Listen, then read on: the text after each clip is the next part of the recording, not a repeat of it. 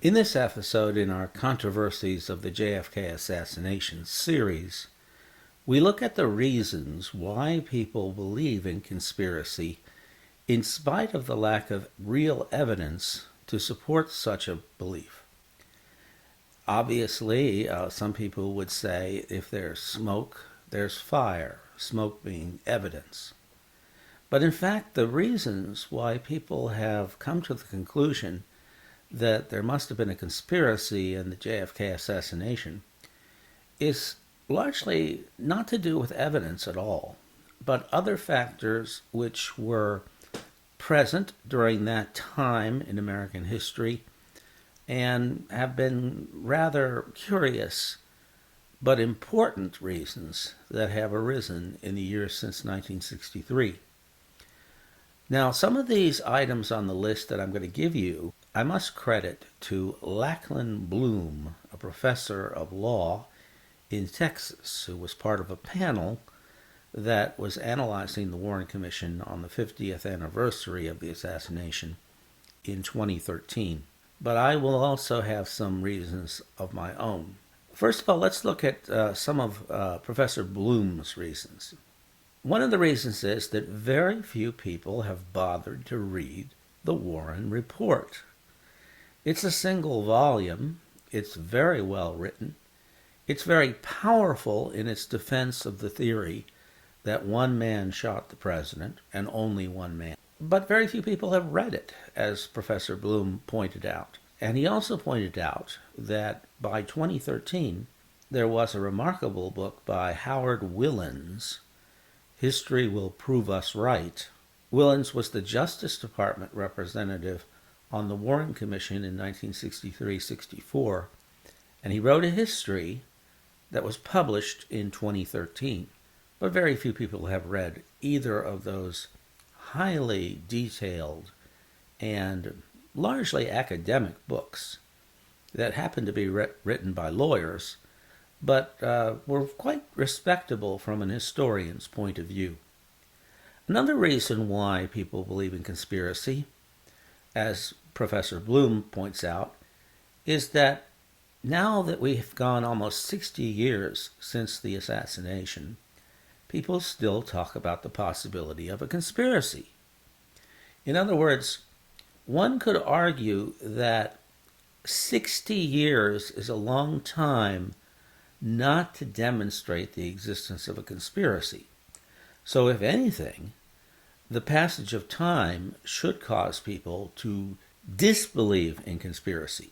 However, some people flip that around and say, well, it's been almost 60 years and you have not definitively disproven the possibility of a conspiracy. You haven't disproven it beyond a shadow of a doubt. Well, of course, there's a problem when you try to prove a negative, prove that something didn't happen. That's more difficult than proving something did happen. It's not impossible, but it is a complicating factor that people don't give enough credence towards. And so there's just some people with personality who say that, well, there's all these people and all these books that say that there was a conspiracy, and where there's smoke, there must be fire. That's not really evidence, but it is a phenomenon that clearly exists. A third factor, and Bloom also pointed this out, is that the government has been increasingly distrusted since 1963. And distrust of government has been encouraged by presidents from Reagan to Trump. And the Warren Commission was established in one of the last periods in American history when leaders were trusted implicitly. But that was not to last very long, because right around the corner, of course, you have the Vietnam War, you have Watergate, you've got the Pentagon Papers, and all of these things spotlighted the lies that government was telling the people in the immediate aftermath of the Kennedy assassination and the Warren Commission's work. And of course, a lot of people associated everything that went wrong with America after the assassination with the assassination. And so this distrust of government, which has only gotten worse over time, is a leading factor in the reason why people don't trust what the government says about the assassination or what mainstream writers say about the assassination. So that factor has definitely bolstered belief in conspiracy, but that's not evidentiary either. Fourth, as Bloom put it, the story of the assassination is weird. There are so many weird factors, said Bloom. And he's got a point. I'm not sure it's a solid argument, as you'll see in a second, but according to Bloom, it's weird that Oswald happened to get a job on the exact route that Kennedy's motorcade passed by. It's weird that Jack Ruby was able to get into the basement of the Texas jail and shoot Oswald. It's weird that Oswald was a defector to the Soviet Union and then was allowed back in to the United States and even helped by the State Department to get back to the United States. It's weird that Oswald tried to surrender his American citizenship in 1959 to get into the Soviet Union, but the American embassy would not allow him to do so. And the list of weird things associated with the assassination, according to Bloom, is a very long list.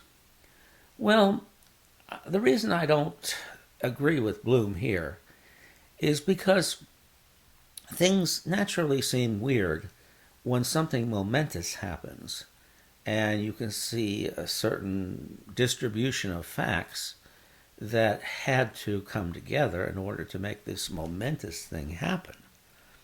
But if we do a thought experiment and think, well, suppose there was no Kennedy assassination, then none of these supposedly weird things would seem to be weird. None of them. Nobody would care.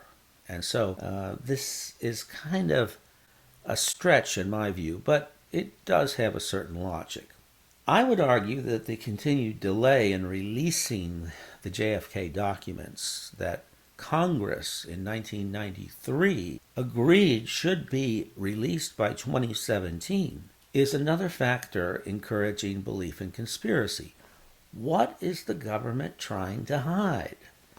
The government itself said it would release these documents by 2017, but they've been released in dribs and drabs. They're still being held up. Just last week, I heard that President Biden is not going to release the last tranche of documents as planned on schedule at the end of October 2021. So the government is really shooting itself in the foot by engaging in this type of obstructive behavior. The reason why it's not significant in an evidentiary sense is because 99% of the documentation has already been released, and the commission that engineered the congressional law to release the documents looked at the other 1% back in 1993 and did not find anything. In other words, they looked at all the documents, including the ones that still haven't been released. So this is just bureaucratic punctiliousness, and yet it seems to be a suspicious thing to a lot of people. And those people who are demanding that the government release the last documents are really trying to remove this as a source of conspiracy theorizing. They don't believe that there was a conspiracy either, but they recognize that the government's mishandling of this release of the records is encouraging people to believe in a conspiracy that really doesn't exist. Another factor, and this is something also that Bloom talked about, was that some people have a pecuniary interest, a financial interest in writing lurid books that propose that some kind of sinister assassination was concocted by insiders in the government or the mafia or the CIA or the FBI or any other number of colluders. And just the sheer number of such books out there is one reason for conspiracy theorizing. Too many people believe that if a book is published, then it must have been vetted and it must be respectable to some degree. But that's not true. There are plenty of publishers that are eager to put things in print just because they'll sell copies. Another factor, and I think this is important too and has been unrecognized, is that historians who are otherwise quite respectable have not bothered to read much about the Warren Commission investigation and have criticized the Warren Commission without thoroughly appreciating the error of their ways in doing so. In other words, there's a lot of people who say that the Warren Commission investigation was slapdash, and when I say people, I mean historians, like Michael Beschloss and Larry Sabato, and they argue that the Warren Commission was irresponsible in its work, and they should have known better, because these are respectable historians who have done much good work, but they fall victim to the tendency to believe that the Warren Commission did something horrible and was totally clueless or even part of a conspiracy.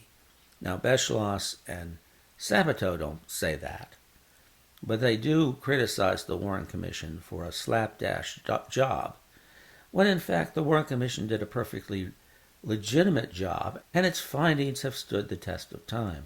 Another factor is that the rest of the historical community, because they have assumed that the Warren Commission did a pretty good job and basically got the facts right, have not waded into the subject of the Kennedy assassination because they think there's nothing more to say about it, but also because, particularly if they are young scholars, they don't want to jeopardize their careers by engaging in a subject that has very little potential for new ideas or new findings, and that might be associated in many people's minds with the conspiracy buffs. In other words, there's no profit in saying I'm going to do a dissertation on the JFK assassination when people are going to assume that means you think that there's something to the conspiracy argument,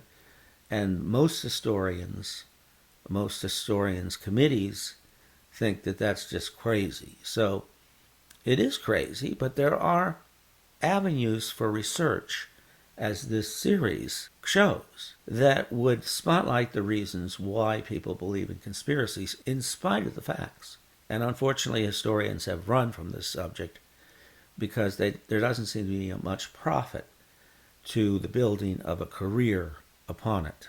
So those are factors that explain, in my judgment, the belief in conspiracy theories with respect to the JFK assassination. And if you review this litany of reasons, you'll see that none of them have anything to do with evidence of conspiracy. They have to do with the psychology of people, and they have to do with the temper of the times in many respects.